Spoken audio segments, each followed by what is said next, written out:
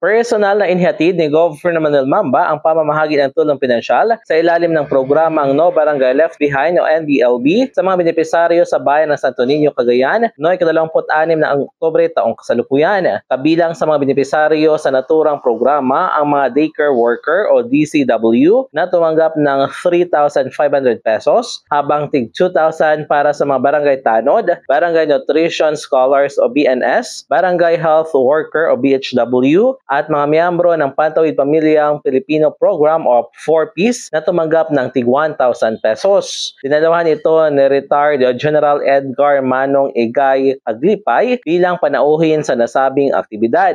Ang NBLB programa ay programa sa ilalim ng administrasyon ni Gov. Mamba na sinumula noong taong 2016 at hanggang sa ngayon ay nagpapatuloy pa rin. Ito ay bilang tugon ng gobernador sa pangako nito na walang mapag-iwan ng mga barangay, munisipalidad at iba't ibang sektor sa programa tungo sa pag-unlad. Samantala, ang distribusyon ay pinangungusiwaan ng Provincial Treasury Office, Office of Poor People Empowerment o POPE, Provincial Social Welfare and Development o Office o PSWDO, Provincial Health Office o PHO, ilang kawani ng Kapitolyo ng Cagayan at mga opisyal ng nasabing mga bayan. Mula dito sa Cagayan, MG de la Cruz para sa Radyo Alternatibo, Balita Nationwide.